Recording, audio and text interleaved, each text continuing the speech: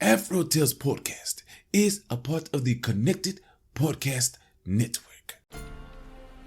Ahoy, my friends. Welcome aboard the AfroTales Podcast. I'm your storyteller, Aman Mazinga.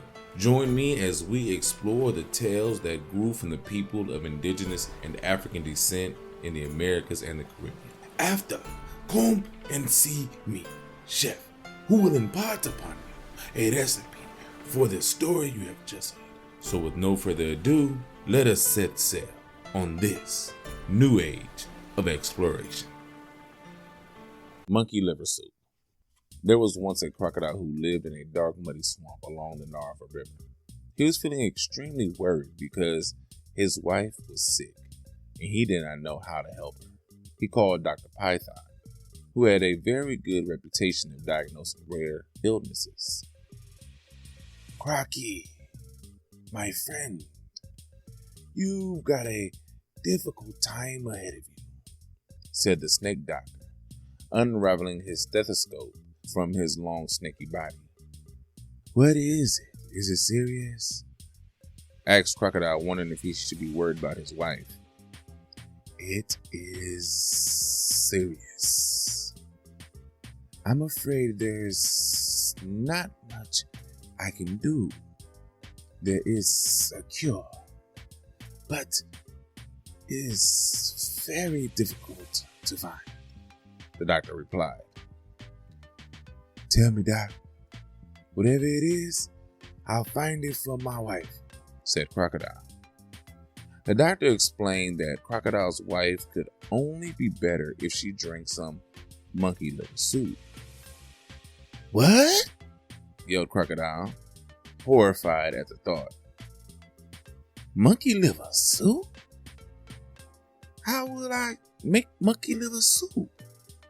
Crocodile knew that monkeys spent most of their time out of reach, swinging from tree to tree. He had never before managed to catch one.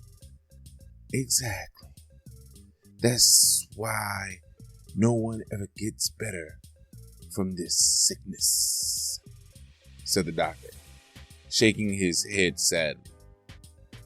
You need to get hold of a monkey's liver and cook it with some sweet potato, yam, and green banana to make it a nice pot of heartwarming soup, he recommended.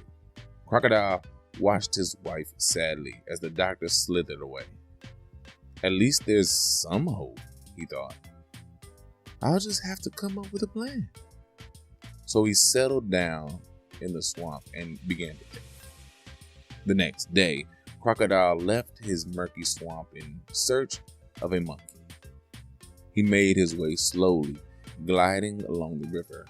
He looked closely at the trees along the riverbank, hoping to see a monkey swinging by when, splash! He bumped into Manatee, the large sea cow. Oops, sorry, Crocky. I didn't see you there. What are you doing out of the swamp? Asked Manatee. Oh, I'm just trying to take a swim. Looking to see if anyone knows about, said Crocodile slyly. He did not want to trust Manatee with his plan, just in case he warned the monkeys. I heard everyone was hanging out in Manzilla Bay these days. That's where the best fruit is, said Manatee, taking a big gulp of air before he swam back down to the bottom of the river. That sounded like a good place to look for monkeys, thought Crocodile. So he headed out into the wide river. It wasn't long before he reached the bank by Manzilla Bay. He sank into the water, lowering his long tail, keeping only his beady eyes just above the water, not wanting to be seen. But after a few moments of quiet waiting, he suddenly felt something pelt him in the head. Ouch! Before he could open his eyes, he felt something hard land on his tail. Oh! He looked up and saw Monkey hanging from a balata tree. Watch where you throwing those shells, Monkey, yelled Crocodile. Ah, sorry, Crocky, Giggled Monkey. I didn't see you there. You sneaked up so quietly. I'm just gliding along. Crocodile smiled slyly to himself. The first part of his plan was working. He found a monkey. Now, to trick him out of his liver. He tried to sound casual so that Monkey would not suspect anything. What brings you upstream, Crocky? Asked Monkey as he removed the pips from the balata fruit. Crocodile nearly blurted out his plan to catch Monkey, but managed to think of an excuse. I'm just taking a break from the party down in the lagoon. Monkey sat straight up and stopped peeling his balata fruit. He could never resist a party. There's a party down in the lagoon? He asked. What fun. How come I didn't hear about it? I'm surprised you didn't know. Everyone's there. You should come. Crocodile smiled, revealing his sparkling sharp teeth. Come on, Crocky. Man, you know I can't swim. How would I get across to the lagoon? Huffed Monkey. Crocodile swam right up to the bank and swung his long tail under the balata tree. You don't have to worry about swimming. I'm a great swimmer. You can ride on my back, he offered with the most sincere smile he could muster. Monkey thought about it for a moment. Is there music? He asked. Oh, yes, said Crocodile. The toucans are playing their steel pan drums. What about the fruit trees? Are there plenty of fruit trees? Of course, Monkey. That's why the party is there. Lots of sweet fruit trees growing around that lagoon. Monkey hesitated. Crocodile had a habit of biting anyone he wanted when he was cross. It was best not to get close to those sharp teeth. He wasn't sure if he could trust Crocodile. He might turn around and go snap at any moment. I don't know, Crocky. Monkeys and water don't mix. If I fall in the water, I will surely drown. I think I'll just stay up here in my tree. Suit yourself. I thought you liked parties, but the offer for the ride is there. Crocodile turned around slowly to head back into the water. Hold on, wait up. Monkey jumped down from the tree and stood at the edge of the riverbank. He stroked his white beard and thought for a moment. If I sit on your back, you must promise to move very, very slowly. Yes, really slowly. No bumping around? Of course, no bumping around. And no swishing your tail either. Okay, no swishing my tail. Because I might fall in if you swish your tail. Don't worry. I'll be steady. Just climb on my back, Monkey. Crocodile sank his long teeth just beneath the water to hide his smile. He was so pleased at how this plan was unfolding.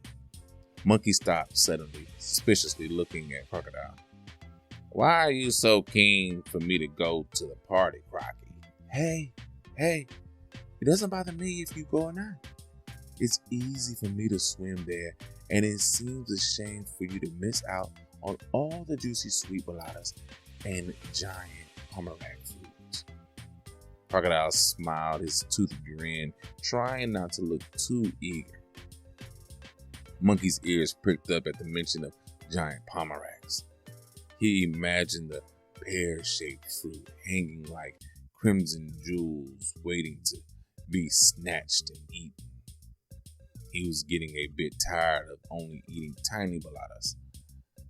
It took such a long time to peel off the skin, and he needed to eat so many to fill himself. All right, you convinced me. I'll come with you, said Monkey. Crocodile moved closer to the bank, and Monkey stepped gingerly onto his long mouth and walked towards the middle of his back. He sat very carefully on his rough scales and tried to make himself comfortable. He looked nervously at the muddy waters as Crocodile glided away from the riverbank. They made their way downstream, twisting and turning as the river snaked along towards the lagoon. Monkey sat very still while they drifted past the red mangroves. He was so worried about falling into the water that he didn't even try to grab any juicy red pomegranate fruit from the overhanging trees. Crocodile was silent for a long time, with only the slits of his eyes and his nostrils above the water. They were right in the middle of the river now, and Monkey began to feel nervous. He really was not comfortable being so close to the water, and they were too far from either side of the riverbanks for him to jump off and scamper back into the trees. Hey, Crocky. Hey, Crocky. Crocky. Are you awake? Thud, thud, thud. He tapped Crocodile on the head with his hand. Don't fall asleep, man. This is a serious business. I can't fall into the river. Remember, I can't swim. Monkey was on his feet now, his face twitching from left to right, eyeing up the water either side of him. Crocodile lifted his long jaws out of the water and gritted his teeth. He wanted to turn and go snap on Monkey's leg, but he had to get closer to home first, to be sure he wouldn't lose Monkey and his precious liver in the water. Of course I'm awake, Monkey. Just sit down and enjoy the ride. Crocodile lowered his face into the water, keeping his jaws firmly shut so that he could not be tempted to bite Monkey. They came to the fork in the river where one way led to the swamp, and the other way led to the lagoon. Crocodile took the left fork towards the swamp, and Monkey noticed immediately. Hey, Crocky, where are you going, man? This isn't the way to the lagoon. Crocodile knew that he couldn't keep lying any longer. I'm sorry, Monkey, but I lied to you. We aren't going to the lagoon. What do you mean? Why'd you lie? Asked Monkey, starting to feel scared. We're going to my house in the swamp. Why didn't you tell me we were going to your home? Are there more fruits there? Monkey asked hopefully. No. There's no fruit trees there, said Crocodile, bursting to tell Monkey the truth. He was feeling very guilty about his secret plan, even though it was to help his sick wife. Why did you tell me there was? Shrieked Monkey. He was starting to realize that he might be in serious trouble. I needed to trick you into getting on my back. Crocodile's bulging eyes blinked slowly. He felt quite ashamed about what he was going to confess to Monkey. I don't understand. Why did you need me to get on your back? Monkey began pacing up and down Crocodile's back, terrified of the answer. Oh dear, I feel very bad about this, Monkey. But, you see, my wife is ill. I'm really sorry to hear that, Crocky, but what has that got to do with me? Monkey was really worried now. From Crocodile's tone, somehow it was going to be bad news for him. He stood up straight on Crocodile's back, wishing he could just leap across to dry land. By now, they were entering the dark swamp, shadowy trees and mosquitoes buzzing around Monkey's head. Crocodile was very near his home and knew he'd have to tell Monkey the truth. Dr. Python examined her and said she has a rare illness. She can only be cured if she drinks a bowl of monkey liver soup. If I had told you the truth, I know you would not have come with me. Monkey liver soup? Shouted Monkey. You want my liver? Monkey nearly slipped into the river from shock. He settled himself down and thought quickly. If he did not come up with a plan to get away from Crocodile quickly, he'd be made into soup. Pretending to be very friendly, he said, Hey, Crocky, man, you should have told me that you needed my liver. I would happily give it to you, no problem. Crocodile stopped moving. He didn't believe his ears. You give me your liver? He asked him in disbelief. Yes, of course. You didn't need to take me for a ride. I could have given it to you right at my tree. But why would you give me your liver?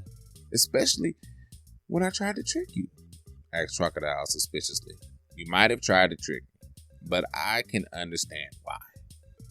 I'm sorry to hear about your wife, Crocky. And if I can help you both, then I will.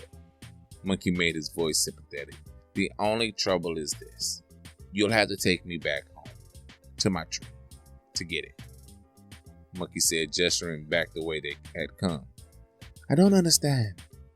Why do I need to go back to your tree for your liver? Asked Crocodile. I don't have it on me. You see, I've not been feeling great myself, so I went to see the doctor. He examined me and told me that I need to take my liver out and give it a good clean from time to time, explained Monkey seriously. So that's what I did this morning. I took my liver out, cleaned it in the river, and then hung it out to dry on my balata tree. That's where I've left it. Crocodile wasn't too sure about this explanation. I didn't know you could take out your own liver? He was confused. Of course, Crocky. Everybody does that. How do you think we monkeys stay so fit and lively? Monkey was really trying to sound convincing. But you don't need your liver, Monkey? No, not at all. It's been giving me too much bother lately. I don't mind you having it. We will need to go back to my balata tree if you want me to give it to you, said Monkey. That's very kind of you. I really appreciate your help, said Crocodile, delighted that he was soon going to have the medicine he needed for his wife. Anything for you, Crocky. I don't mind at all, beamed the Monkey slyly. Crocodile let out a huge sigh of relief. He had hated lying to Monkey. Slowly, he turned his heavy body around and glided back in the direction of the bay where they found Monkey. In no time at all, they reached the river bank where the balata tree were. Crocodile swam to the water's edge, and Monkey hopped off his back and sprang up into the tree and started cracking open balata fruits and singing to himself about what a clever monkey he was. Monkey, shouted Crocodile, hurry up, man. I haven't got all day. Bring down your liver. Cried Monkey. There's no way I'm giving you my liver. It is safely tucked inside of me, and that's where it's going to stay until the day I die. Monkey turned and waved his pink bottom at Crocodile, laughing loudly at how gullible Crocodile was. Crocodile knew that monkeys were clever tricksters, and that he would have a tough job trying to cheat. I suppose I did try to trick you first, so that is fair, he sighed to himself. With a swish of his heavy tail, he turned away from the edge of the bank and swam back down the river. With Monkey's laughter echoing in his ears, he was feeling quite cross with himself at losing Monkey's liver. But he knew that he wasn't the best at playing tricks. Maybe another type of soup could help her feel better, he hoped. Crocodile floated along the riverbank as the sunlight faded away. He was wondering what he could make for their dinner when his nose picked up the scent of something quite spicy and delicious. He lifted his heavy body out of the riverbank and followed the yummy smell which seemed to be coming from his home. He heard the sound of his wife humming and found her stirring a large pan of pepperpot stew. Mrs. Crocky, What are you doing? Crocodile asked. He was so surprised to see her up, looking so well. Her eyes were shining bright and she beamed at him. You're just in time for dinner. I'm feeling so much better after eating some of this spicy stew. It was just what I needed, she said cheerfully. Crocodile was so relieved. It turned out that pepper pot stew works just as well as monkey liver soup. The end.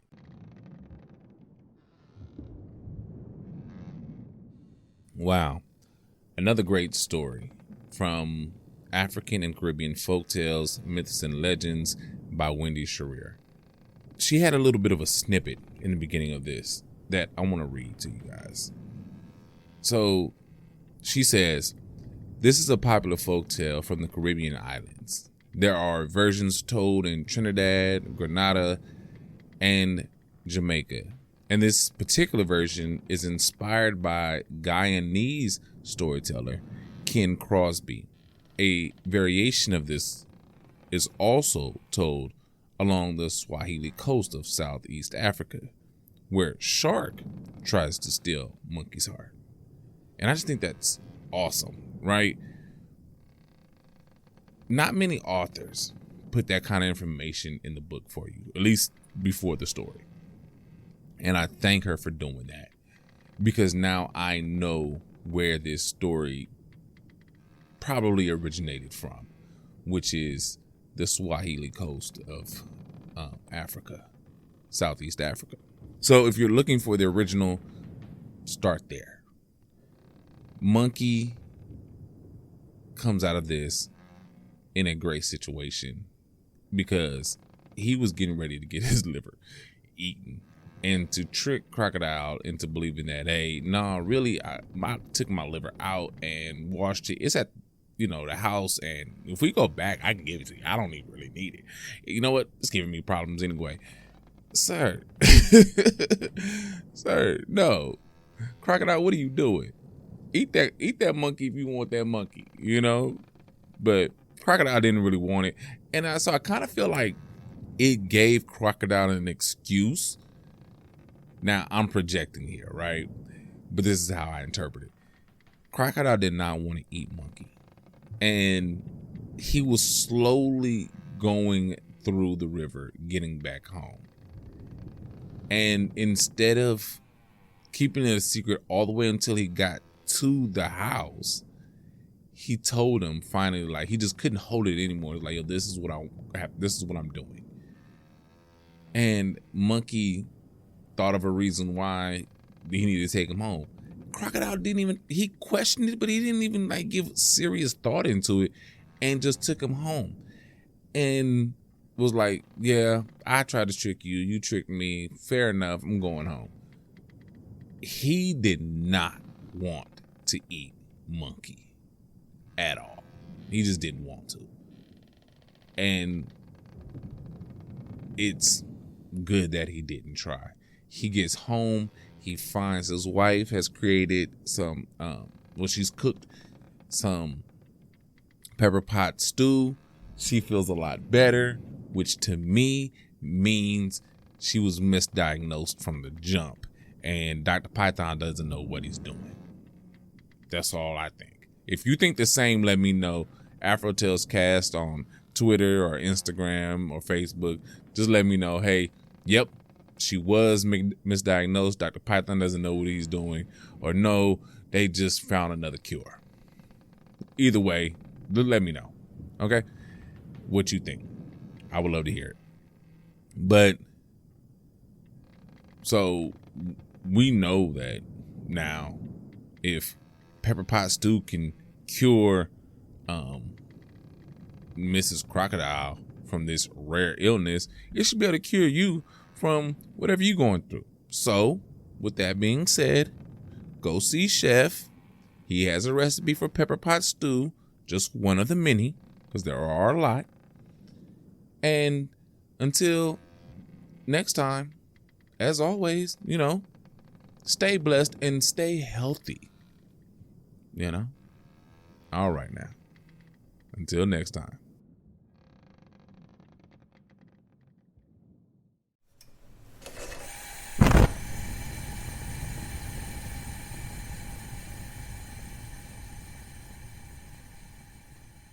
Welcome, my friends, to the Galley. I am your chef, and today we have a wonderful recipe inspired by the story you have just heard. Today, we will be creating Caribbean Pepperpot. Now, what will you need for the recipe? Marinated oxtail and pork, 4 pounds of meat cut into chunks, salt, 1 teaspoon of minced garlic, 1 teaspoon of thyme, 1 teaspoon of white pepper, half a medium onion, large dice, about 1 cup, 1 teaspoon bouillon powder. For the pepper pot, 1 to 2 tablespoons of brown sugar, 2 to 3 garlic cloves minced, 1 medium onion chopped, 3 green onions diced, 2 teaspoons fresh thyme minced, 1 Scotch bonnet pepper, 3/4 to 1 cup cassaripe, 3 cups water, less or more, 1 cinnamon stick split in half, salt and pepper to taste. Now, how do we put this together? Easy. Place the oxtail and pork in a large bowl or Ziploc bag. Then add salt, garlic, thyme, white pepper, onion, and bouillon powder, if using any. Mix the oxtail with a spoon or with hands until they are well coated and inch of meat is covered. Set aside in the fridge and, if possible, let it marinate overnight. When ready to cook, shake off any excess spice from the meat. Place a large Dutch oven or heavy bottom pan on medium heat. Then add sugar. Keep stirring until caramelized and begin to turn deep brown. Be careful not to let it burn. Add the pork to the Dutch pan and brown to seal in flavors. This may take about 3 minutes. Remove pork from the pan and set aside on a plate. Add oxtail and brown, stirring to prevent any burns until brown. If pot is not too large, do so in batches. Throw the garlic, onions, thyme, and Scotch bonnet. Continue cooking for 3 to 5 minutes. Pour in half of the cassaripe cinnamon stick. Thoroughly mix and continue cooking for about 1 to 2 minutes. Next, add water to cover the meat. Bring to a boil. Reduce the heat and let it simmer for about 40 minutes. Return pork to the pot. Add other half of the cassaripe. Add more water if needed. Water should not be above the meat. Continue cooking for about 1.5 to 2 hours or until beef is tender. Sauce should be thick and beef melting tender. Or just with seasoning to taste, garnish with parsley and serve with bread. And that is it, my friend. Now, go. Make this recipe yours because it has been that way since its creation. And until I have another wonderful recipe for you, remember Mrs. Crocodile and how this helped her rare sickness. So until next time, my friends, as always, enjoy.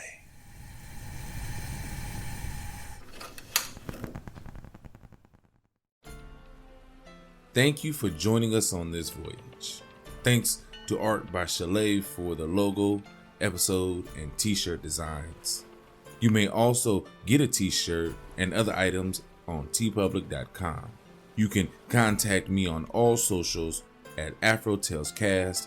That's Afro TALES cast.